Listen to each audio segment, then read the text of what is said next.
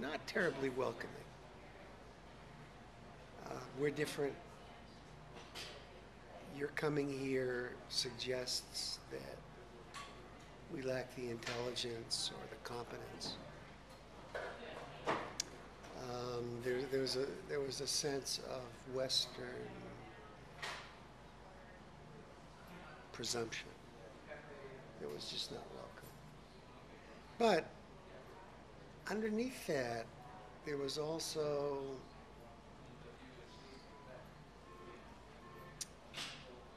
a bit of concern. You know, that South Asian thing where you may be right, you white man may be right.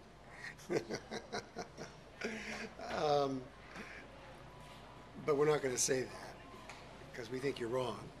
But nonetheless, we'll hear what you have to say. So I wasn't booted out. And after a while, there were the usual rebuttals, very pro forma. But, you know, it's like everything else. After a while, if you keep showing up, then the conversations get deeper.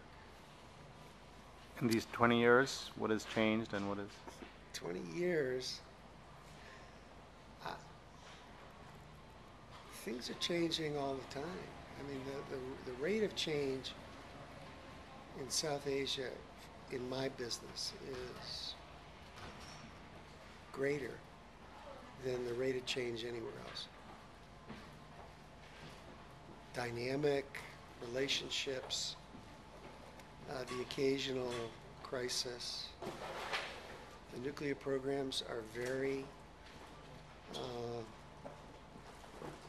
they're maturing quickly. Lots going on. There's more competition in this part of the world than anywhere else. Things are much more settled everywhere else, but India and Pakistan, you know, they're going for nuclear weapons at sea, new missile programs, cruise missiles, as well as ballistic missiles. India may get into the market for missile defenses. It's a very active field.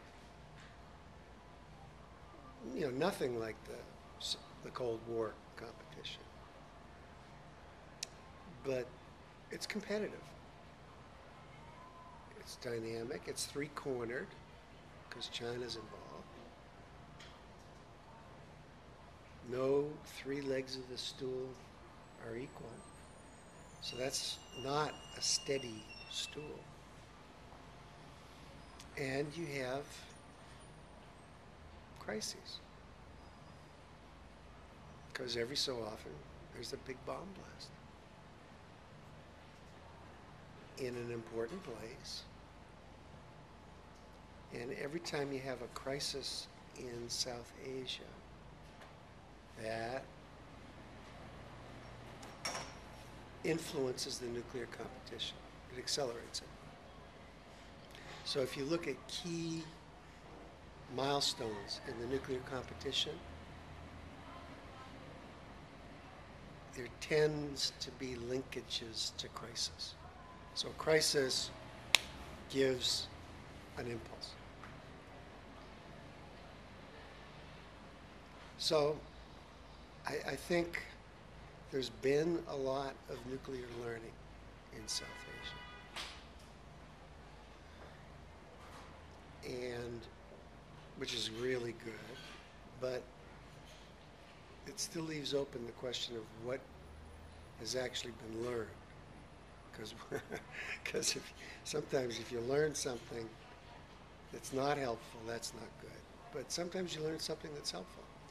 And one of the things that's been learned, I think, is that the bomb is not ipso facto stabilizing. And some of the best thinkers in India and Pakistan, strategic thinkers, initially thought the bomb would be stabilizing. Subramanian thought that. Maybe your father thought that. I'm not sure. Sundarji thought that. And their counterparts in Pakistan thought that. Not so. It's not stabilizing. It gives license, the bomb, gives license to the aggrieved party to make mischief. Why? Because the bomb is an insurance policy against uncontrolled escalation. So if we have this insurance policy, then we can play with fire. Kashmir. And it's no coincidence, absolutely no coincidence, that the Kashmir situation heated up at around the same time that Pakistan covertly got the bomb. 1989. So there has been learning that this thing can be destabilizing, and so we need to put in place arrangements to get more stability than we now feel. But then there are also these periodic explosions that aren't stopping. And when you have an explosion, then India and Pakistan stop doing this work. They stop talking. Well, they're talking today, right? In Bhutan. But now we're waiting for a court case to be resolved in Pakistan before things can really get back to normal. And you hate to wait for stabilization. You hate to wait on the judicial systems in this part of the world for stabilization, because these court cases can take a long time. Can you explain that in case people don't know? Well, we have some of them, not all, but some of the masterminds behind the Mumbai attacks on trial. Not the biggest fish, but some big fish are on trial. And it's very hard for the governments of India and Pakistan to successfully prosecute high-profile cases. And then there'll be an appeal. And then there'll be another appeal. And so we're waiting for the resumption of a composite dialogue. We're waiting for the Pakistani judicial system. I'm still waiting for justice after the Indira Gandhi assassination.